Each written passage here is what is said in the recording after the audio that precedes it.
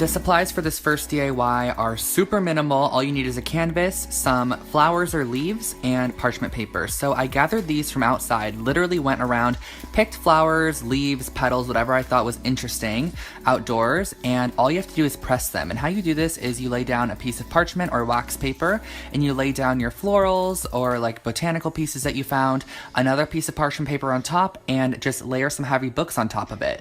And I actually kept this pressed for about 4 days under this stack of books you see right here, and once they were all completely pressed, they looked like this, and this is how they're going to look, and they're actually going to retain the shape and color, which is extremely nice. You basically pressed all of the life out of them, and this is what they look like now. So I layered them on my canvas, found out where I wanted to place them, and just sort of maneuvered it around for a while and found out I love this variation here, glued them down with hot glue, and you are done with your super inexpensive canvas.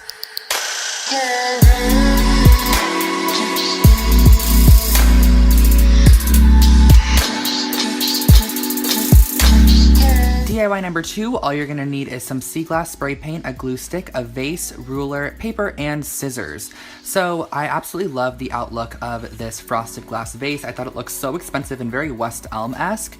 And what I did was cut out 2-inch strips from paper and just cut out some triangle masks. And basically, you can cut out any shape you would like out of just regular old printer paper and apply a bit of Elmer's glue stick to the back of that and just let the Elmer's glue stick dry, because once this dries, it actually turns into a slightly tacky but removable masking like piece. It's kind of like a post-it note, if you guys know what that is.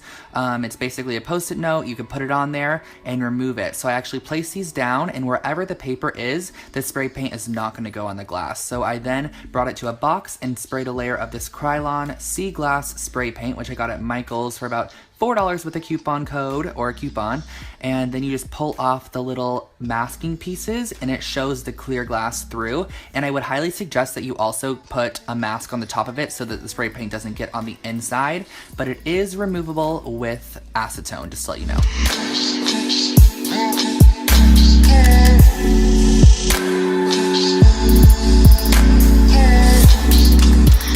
For the hanging mirror DIY, you're going to need a square mirror, some E6000, an X-Acto knife, some chain, spray paint of choice, a piece of wood, ruler, and some of those screw hooks. And what you're going to start off by doing is taking a small piece of wood and cutting it down to 12 inches in width. And I actually just found this 24-inch piece from Michael's already like this. It was sold like this for like $1.50, and I just cut it directly in half by swiping over it with an X-Acto knife a few times. I then proceeded to screw some of these little hooks in that are meant for hanging things on the ceiling or whatever they're meant for. I use them, and those are going to be what's going to hang up the jewelry. And I suggest that you screw them towards the back more than opposed to the front, because it can split the wood, since this wood is very thin. And then after I got those in, I actually sprayed both pieces of wood, even the one with the little screw hooks on it, with this hammered glass spray paint, and then used my E6000 adhesive, which is like super strong industrial cement basically, to adhere down both sides. And this is just going to make sure that they stay super secure on top of the glass mirror. And then I just let that sit for a few minutes, or not a few minutes, I more let it sit for overnight. And then I added on the chain as well, using some big globs of E6000 adhesive, and that basically finishes off your hanging mirror with jewelry holder.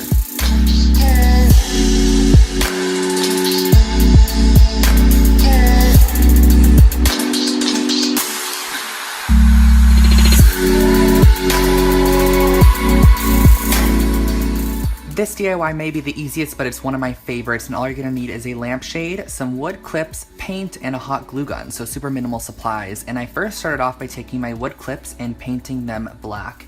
And I just painted half of them black because I actually wanted it to be a variety of wood and black. So I first started off by just gluing the plain wood clips to the very top, and I did it about every 3 inches. And then below that, in between, I actually glued the black clips that I did right in between the brown clips. And then I just finished off with a bit of paint on top of the black, and you're basically done. You can clip your mementos on, and that's your new lampshade.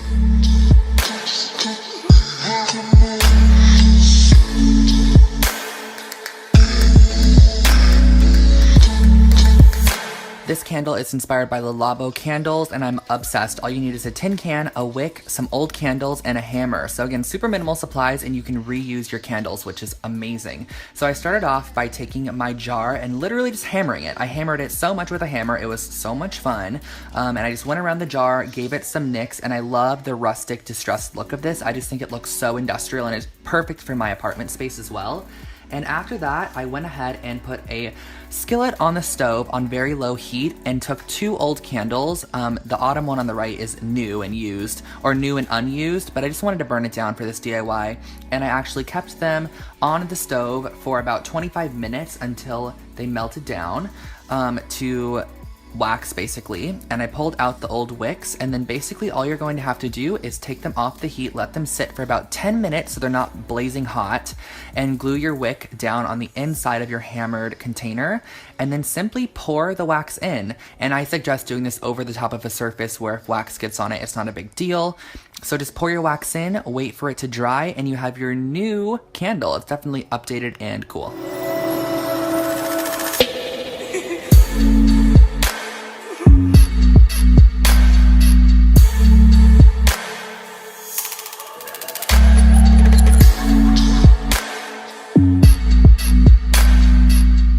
Let's get into this wall hanging, and all you're going to need is some wood dowels, yarn, parchment paper, paint, and a hot glue gun. So I first started off with these wood dowels, which I found at Michael's for about $3. They're just like toothpicks without the points. And the nice thing about gluing on top of parchment paper is that the hot glue peels off instantly. It doesn't stick at all. So you can glue on top of it, create shapes, and then pull them off later. So I actually created these hexagon shapes using these small wooden dowels, and I created 2 hexagons that were smaller or just like hexagon shapes themselves.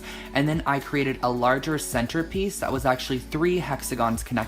And a cool little tip for you guys is you can actually burn down those weld points with the tip of your hot glue gun. So if you do need to like melt that down or make it look smoother or anything, if you added too much glue, use the tip to melt it down. And this is the center point right here, this like triple hexagon shape.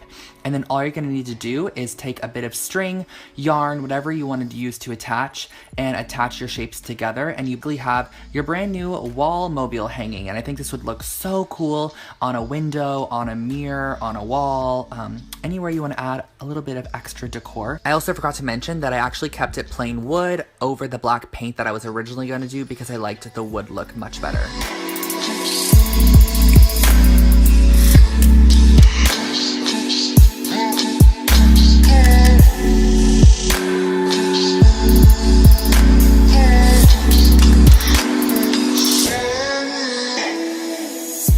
I feel like a pillow is always necessary, so I'm starting off with some jersey pillowcases, black dye, a paintbrush, and some foam cups. And I also did use a trash bag, which I'm laying down on the table right here just to protect my surface. And I'm going to lay out my foam cups or plastic cups or whatever you can just dispose of later. And I added a half cup of warm water or hot water to each cup. And then what I did after that was used the RIT powder dye, and I put 1 teaspoon in each cup, but I varied it. So 1 teaspoon in the first, 2 teaspoons in the second, 3 in the third, 4 in the fourth, and 5 in the fifth. So basically it's just a more concentrated dye as I go down. And the sucky thing kind of about this was that when you didn't have enough of the black dye, it was actually purple, which I didn't like at first, but as it dried, it actually kind of grew on me and I did like the purple. So keep that in mind if you're wanting a black or gray gradient. You're not really going to get it with this dye. It's going to be more purple based. And all you're going to do is take your wide paintbrush, and I just use like one of those painter's paintbrushes that you paint a house with, and it just allowed me to soak up a lot of dye at once, and I created a gradient like this, and that's really all. And I also did this one, which I think looks so cool with the split down the center, and the other half is white. In love with this.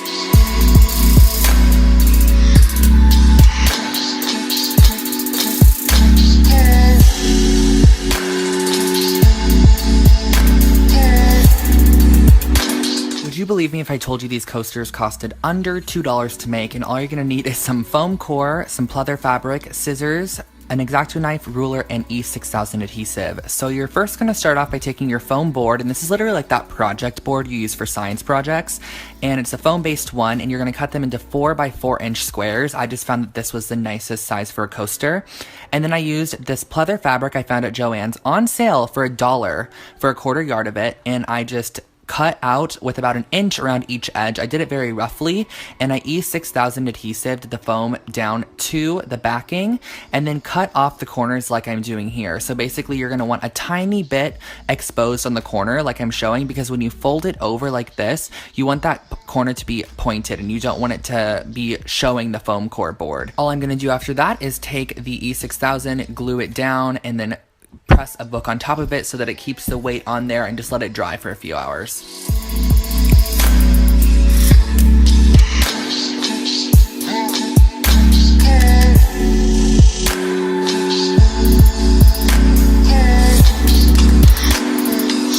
Supplies for this rustic bowl are so simple. All you're gonna need is a glass bowl, some air dry clay, paint, and a paintbrush.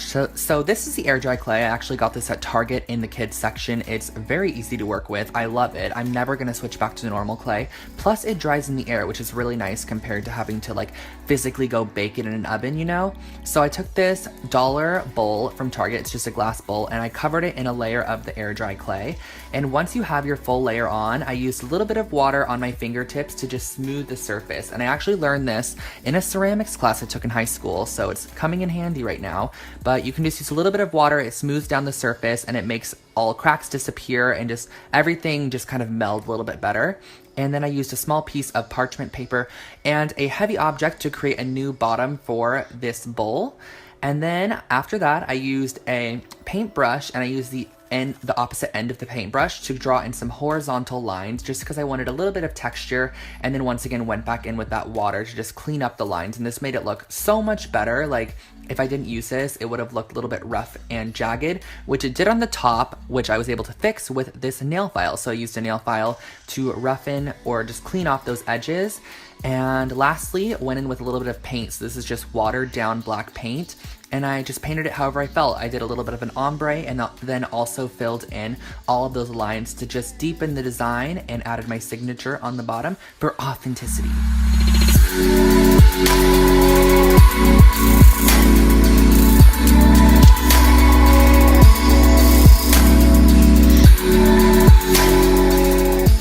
Gotta save one of my favorites for last, and all you're gonna need for this is some more foam core, an album, E6000, black cord, an X-Acto knife, and your ruler. So what you're gonna start off by doing is measuring out two 14 by 14 inch squares on your foam board. And keep in mind, this foam board is literally from the Dollar Tree, so super inexpensive. And after you cut out your 14 by 14 squares, on one of them, you're going to cut a window out. And how I did this was measured in 1 1/4 inches on all edges, and then cut out the square it created in the center, which you can see me doing right now. That will create the window, which you're gonna see the album through.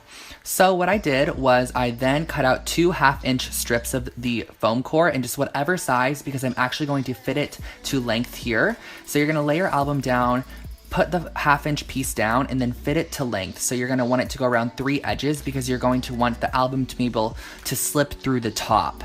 So I took my E6000 adhesive and glued it down to the album, as close as I could to the album, because we're gonna have a little bit of cording on the outside in between the sandwich frame and the frame backing, if that makes sense. You'll see what I mean in a second here. So I glued those down like such, and then I added another layer of glue on top of those pieces and sandwiched on the top of the frame. So this is gonna finish off the frame. You can slip your album in, the black cord goes all the way around, and you tie it in a knot, you hang it on the wall, and this was like a $2 album frame, which I am totally obsessed with. You can customize it however you'd like as well.